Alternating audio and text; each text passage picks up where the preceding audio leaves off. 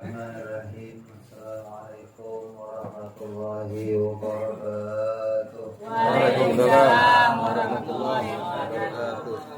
Alhamdulillah, salatu wassalamu ala Rasulillah Sayyidina wa habibina wa syafi'ina wa maulana Muhammadin Allahumma shalli alaihi wa sahbihi wa man walah.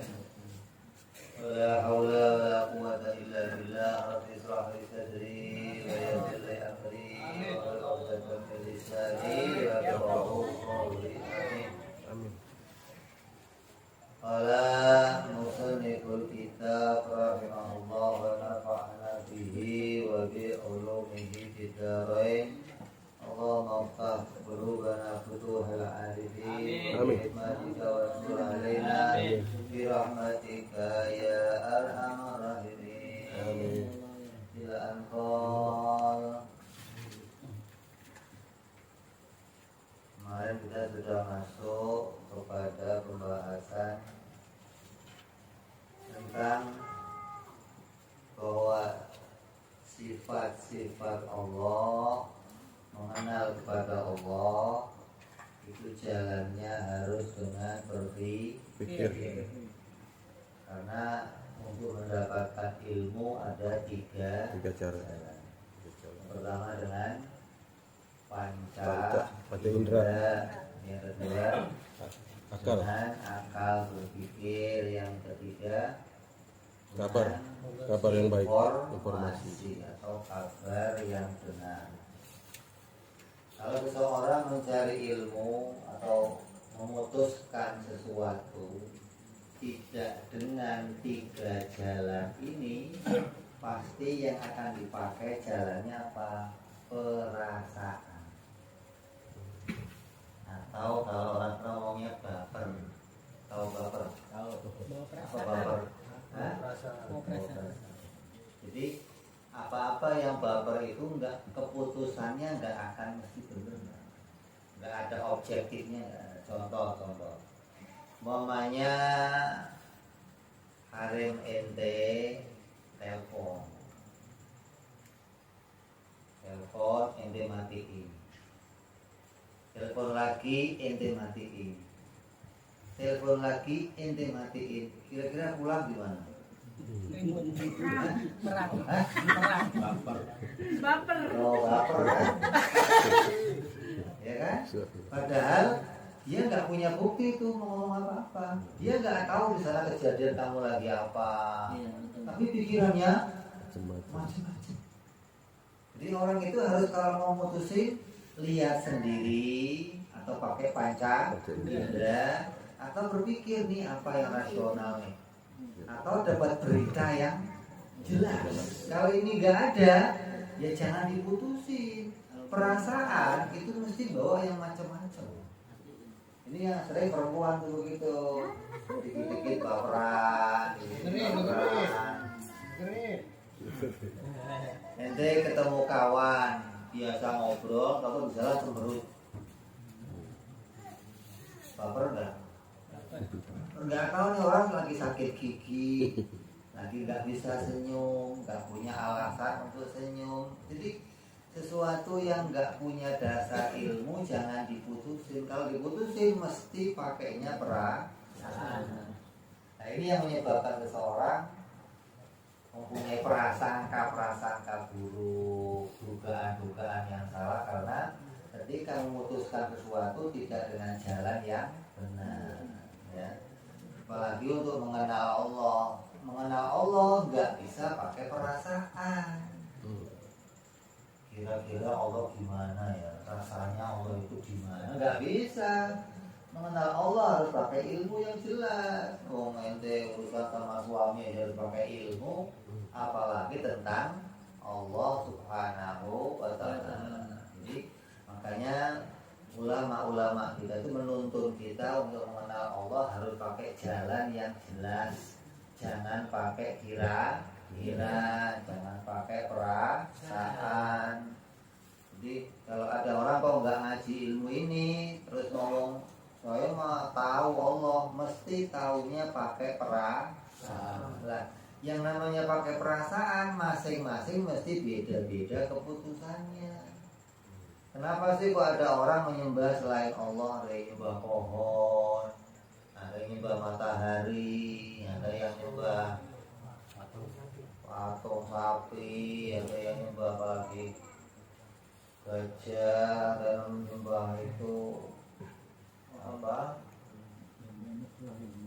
Gunung-gunung. Kenapa? Karena ketika membuat keputusan Tuhan itu siapa, pakainya perasaan, nggak pakai akal.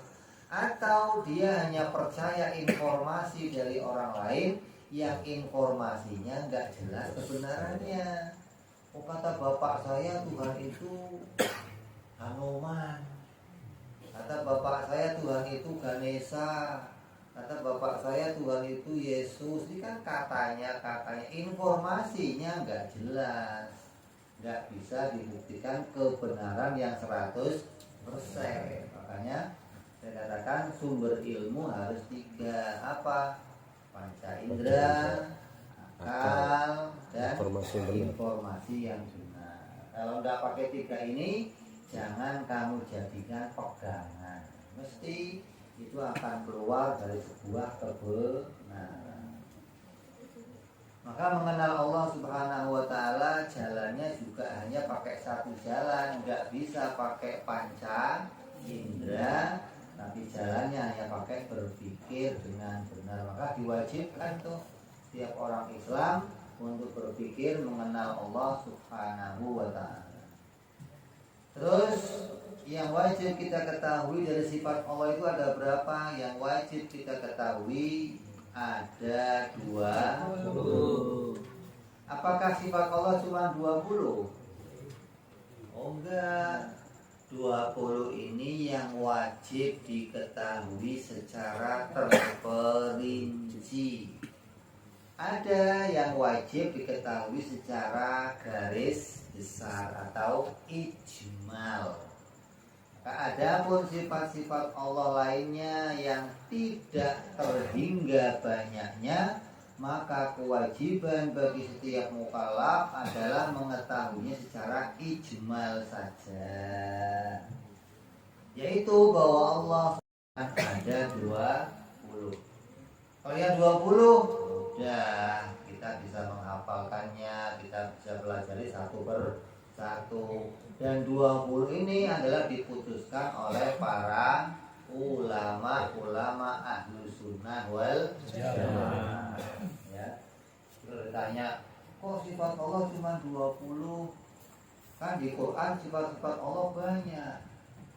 Di Quran banyak disebutkan apa? Allah duduk, Allah kalau malam turun, Allah tersenyum, Allah marah. Ini juga disebut sebagai sifat-sifat Allah. Tapi yang mengimani sifat-sifat ini orang-orang Wahabi.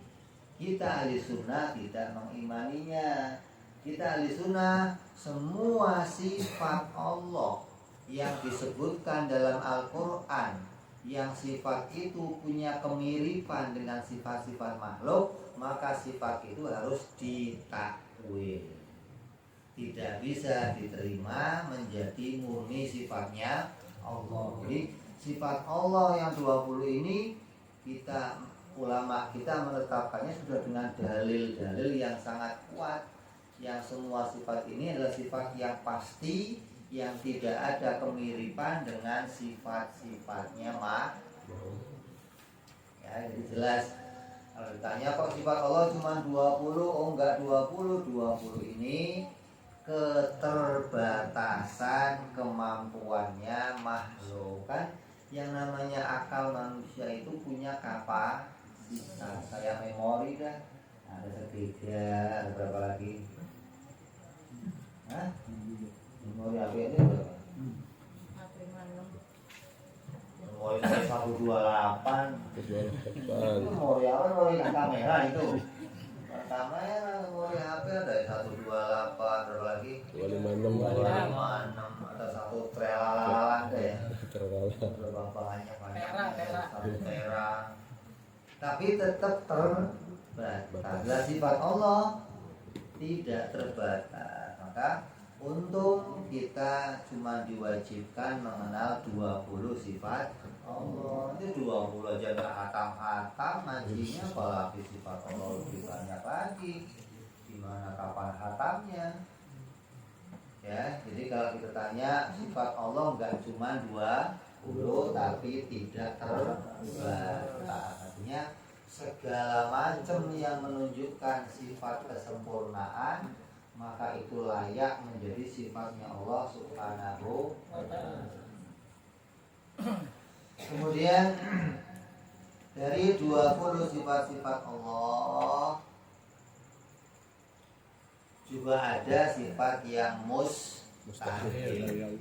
Ada yang wajib, ada juga yang mustahil. Dan ada juga yang jaiz. Kalau yang wajibnya ada 20, yang mustahil juga ada 20. Apa mustahil? Mustahil itu sifat-sifat yang tidak mungkin ada bagi Allah. Quran banyak. Apa contohnya? Lam yalid wa lam yulad. Apa artinya? Tidak beranak dan tidak diperanakan. Tidak dilahirkan dan tidak melahirkan. Itu mustahil bagi Allah. Kok ada Tuhan melahirkan hukumnya? Mustahil. Ada Tuhan kok dilahirkan oleh yang lain? Mustahil. La ta'khudhuhu sinatun wala naum. Allah itu enggak ngantuk. Jadi ngantuk itu hukumnya apa?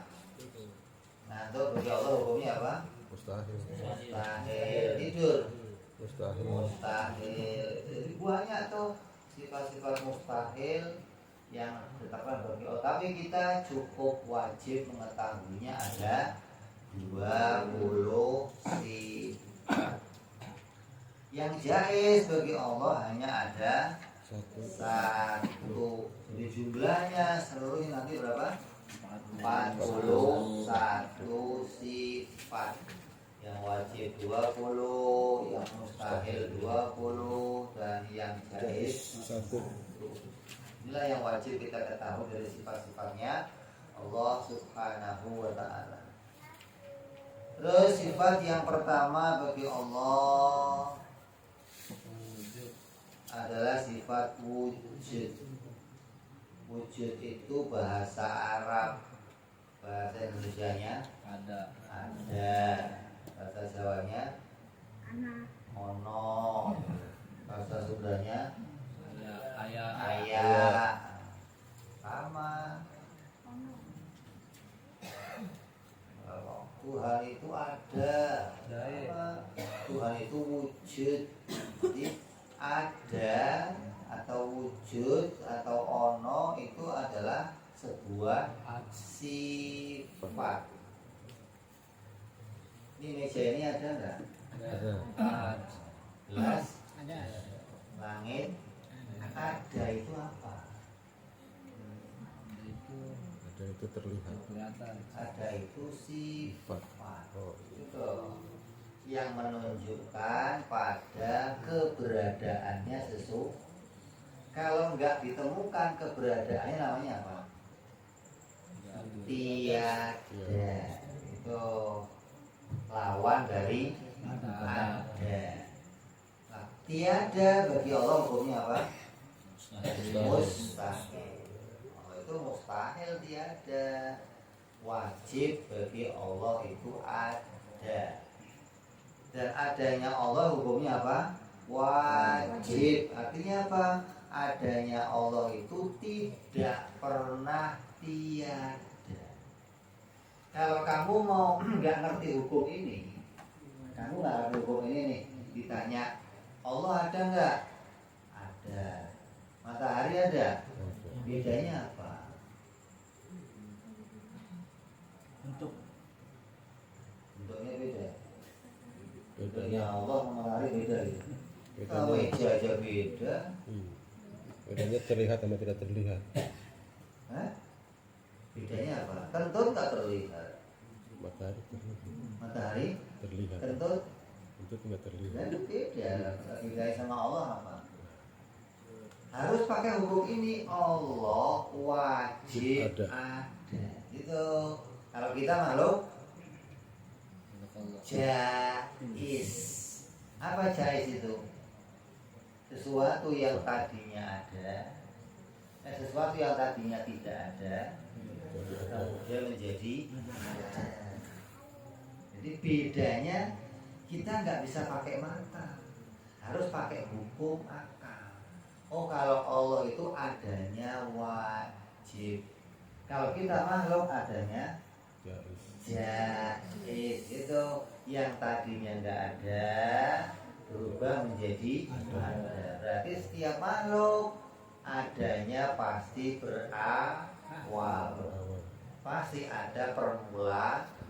Kalau Allah tidak ada permulaan, maka disebut Allah itu adanya wajib. Itu diwajib ada itu maknanya sesuatu perkara yang tidak pernah mengalami tiada. Ente lahir tahun berapa? Tahun 70 gitu. Ente 9 belum lahir. Lahir ini. Tahun 7? 9. Tahun 70 ada? Belum ada. Hah? Tahun 70? Belum ada. Udah ada belum? Belum. Lahir tahun 79, tahun 70 sudah ada. belum? Belum lah. Belum. 9 lahir kan. Bingung Kayaknya KTP-nya nendang. Berarti sebelumnya pernah tidak ada. Terus menjadi ada. Setelah ada nanti Bisa ada lagi. kira-kira ini di dunia sampai selamanya apa? Enggak lah. Berapa tahun? 100 tahun? Insya Allah. Hah? 200 tahun? Enggak ada. Nanti setelah 100 tahun kemana?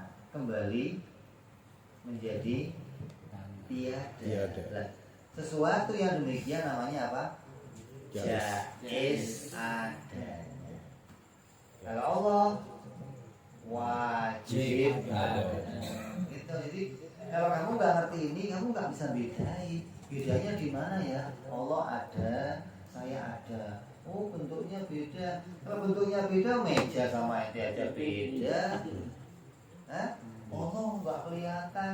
Jin ya nggak kelihatan. Kentut nggak kelihatan. Tapi ada nggak? Ada. Kalau nggak percaya, gua kentutin sini.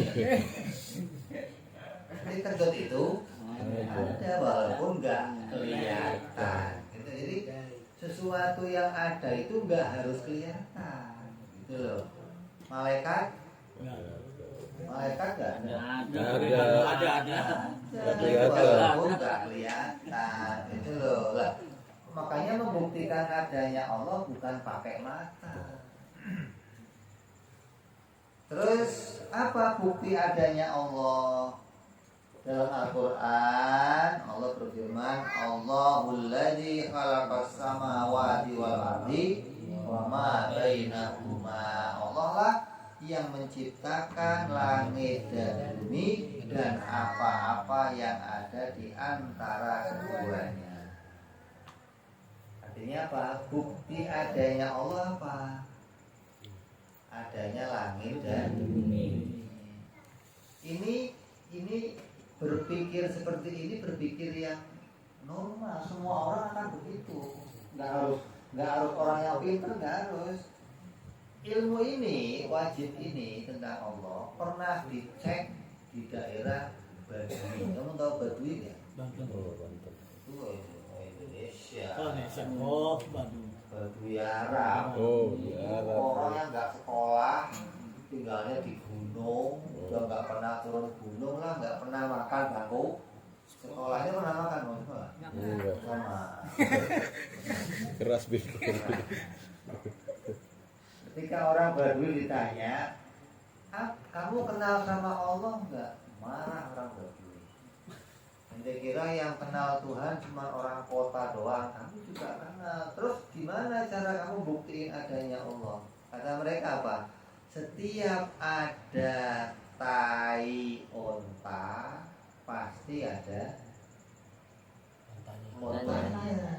Nggak mungkin di sini ada tai onta tapi ontanya nggak mungkin. Gitu loh. Jadi setiap ada bekas pasti ada yang meninggalkan bekas itu. Tai onta ini bekas namanya.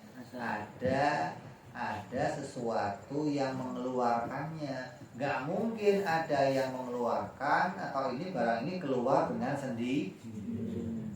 Jadi ini berpikirnya orang yang normal. Ketika kita melihat langit, bumi, lihat diri kita akan berpikir ini mesti ada yang menciptakan. Nggak mungkin terjadi dengan sendirinya. Nah kalau ada orang yang mengatakan langit bumi terjadi dengan sendirinya, ada nggak? Ada nggak yang ngomong langit bumi itu nggak diciptakan, tapi terjadi dengan sendirinya? Ada nggak? Ada. Siapa? Ateis, orang yang tidak meyakini adanya Allah. Tuhan. Nah, sekarang begini, kalau memang langit bumi nggak diciptakan, berarti gimana? Terjadi dengan sendirinya. Maka pertanyaannya, gimana caranya langit bumi itu muncul? Kok tiba-tiba bisa tertata ada langit, bintang yang banyak, bumi, ada laut, ada hewan, pepohonan, ada manusia yang wajahnya berbeda, sidik jarinya manusia beda-beda. Ada nggak sidik jari yang sama? Nggak ada, beda semua lah. Kalau memang ini nggak diciptakan, gimana cara munculnya? Itu pertanyaannya gitu loh. Kalau kita kan gampang, gimana sih terjadi langit bumi? Allah yang bikin, selesai. Allah mau bikin langit, mau bikin bintang banyak, mau bikin ikan di laut, mau bikin, selesai. Pasti ada yang menciptakan. Nah ketika kalau ada orang mengatakan, oh enggak, ini terjadi sendiri, pertanyaannya gimana cara munculnya? Sesuatu ini kok tahu-tahu yang tadinya nggak ada muncul dengan apa? Jawab mereka, oh ini tadinya ada sebuah titik segede telur. Tiba-tiba titik itu kemudian berkembang sekian juta tahun, miliaran, terus meledak. Namanya teori Big Bang. Setelah meledak, jadilah bumi, matahari, bintang-bintang, planet-planet. Ini dari ledakan itu, gitu loh. Nah, juga dipikir yang normal, sesuatu yang meledak kemudian menjadi sesuatu tata surya yang bisa rapi tertata. Barang yang meledak itu teratur apa enggak teratur? Berantakan kan? Ini ada barang meledak tapi kok gimana sih Pak berpikirnya? Kalau meledak mestinya tata surya ini enggak teratur dong. Kalau memang itu terjadi dengan sebuah ledakan. Coba ini ledakin petasan tuh, kertasnya awal-awal enggak? Iya. Nah kalau memang ini bisa langit bumi hasil ledakan, coba ini ledakin motor ente, barangkali jadi mobil yang lain, mobil berkakak gitu barangkali. Ini akalnya nggak normal berarti, gitu loh. Jadi orang ateis ini ketika dia sekolah gelarnya ada yang profesor, doktor, tapi ketika berpikir tentang Tuhan, dia nggak bisa mengakui kalau Tuhan itu ada. Sama ente yang nggak profesor, nggak doktor, tapi pinter ente. Jadi jangan dikira orang yang gelarnya banyak, profesor, mesti orang pinter. Enggak. Orang yang pinter, yang akalnya bisa menemukan keberadaannya Allah itu baru orang pinter namanya. Bukan pinter bisa punya nilai sekolahnya tinggi, enggak ada hubungannya, enggak. Itu pinter kata orang, bukan pinter kata agama. Gitu loh. Dalam agama dikatakan orang pinter gimana? Kalau akalnya bisa menemukan keberadaan Allah Subhanahu wa taala. Bisa berpikir gitu loh. Oh, ternyata nama Tuhan itu ada. Enggak mungkin langit bumi tercipta dengan sendirinya. Dulu kalau Abawo tanya, bukti adanya Tuhan apa? Oh ya ini apa? Adanya upil. Lah kok upil? Emang upil jadi sendiri? Lo pernah bikin upil? Ada yang bikin nggak? Hah? Jadi sendiri tadi? Ya sendiri. Kenapa bisa? Kok bisa asin? Hah? Berarti ada yang apa itu? Ada yang asini, gitu loh. Ada yang ngegaremin. Ya, yang garemin. Kalau ada yang bikin, bisa keasinan, bisa kurang asin, gitu loh. Dia nggak banyak-banyak, nggak pakai langit bumi, enggak.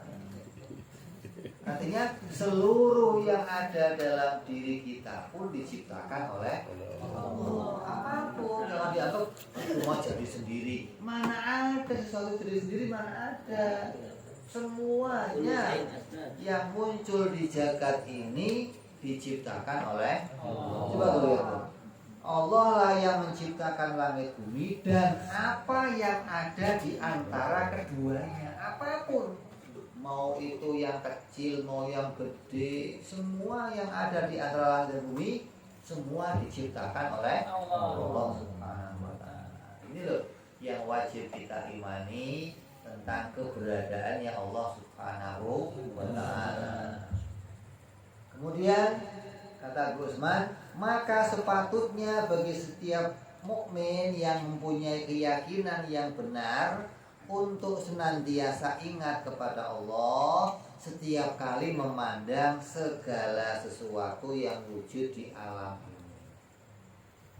Ini jagat ini namanya apa? Alam itu apa asalnya? Asal kata dari alamat. Jadi kalau dikasih kartu nama, isinya apa? Alamat. Dan namanya kan, ini alamat saya nih. Oh ya, namanya alamat.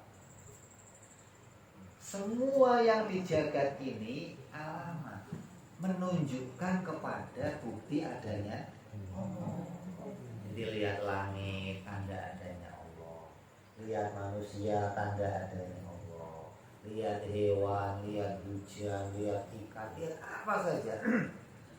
Tanda ada yang menciptakan. Makanya orang kalau tafakur, ente tafakur itu nggak harus ke atas gunung. Ada orang, mau kemana? Mau ke gunung. Ngapain? Mau melihat kebesaran Allah. Lah jauh-jauh amat ke gunung. Emang di sini nggak ada. Yang namanya alam itu bukan gunung, laut, bukan. Alam itu apa saja yang menunjukkan keberadaan Allah, namanya alam. Ini meja ya alam, buku alam, gelas alam, air alam, buah-buahan alam, apa saja yang menunjukkan keberadaannya Allah namanya alam. Karena asal kata dari menunjukkan. Lah, ada orang kok melihat langit bumi tapi nggak nemu Allah, itu sama aja ayo ting ting.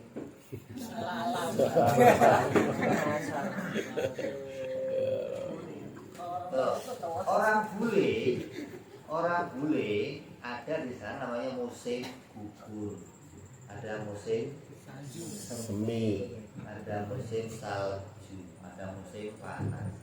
Ketika musim semi itu tumbuh-tumbuhan mulai tumbuh tuh. Yang tadinya gundul semua terus tumbuh. Bagi mereka tumbuhnya daun-daun hanya dilihat indah banget. Udah begitu doang. Gak bisa melihat subhanallah, Allah menumbuhkan yang mati jadi hidup lagi. Itu beda nih. Orang yang melihat dalil adanya Allah dan hanya melihat keindahannya saja beda. Siapa orang yang melihat sesuatu kemudian bisa menampakkan, oh hebat bener Allah yang menciptakan ini. Sekali dia berpikir seperti itu, sama dengan ibadah 70 tahun. Ente pernah sholat 70 tahun? Belum nyampe umurnya. Sanggup nggak kira-kira? Ya, sholat pagi, siang, malam tanpa henti 70 tahun.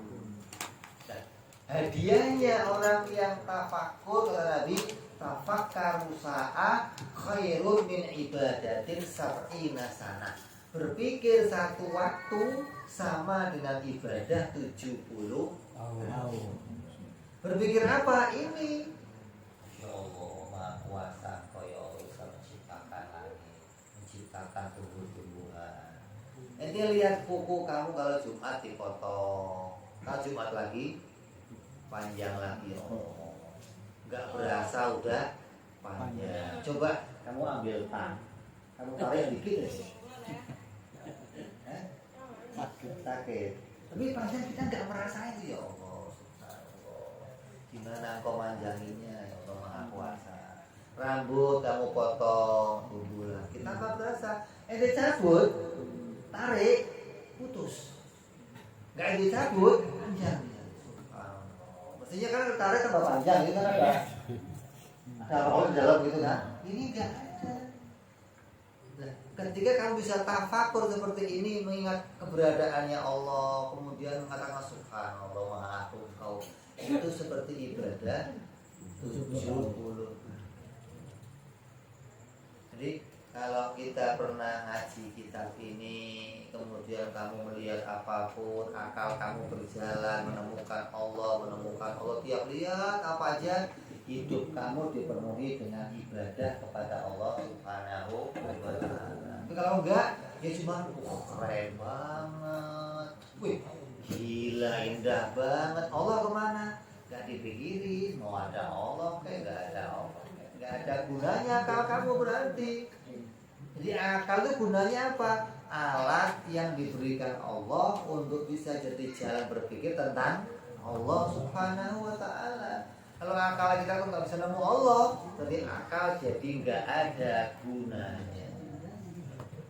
Nyambung nggak? Nyambung nggak?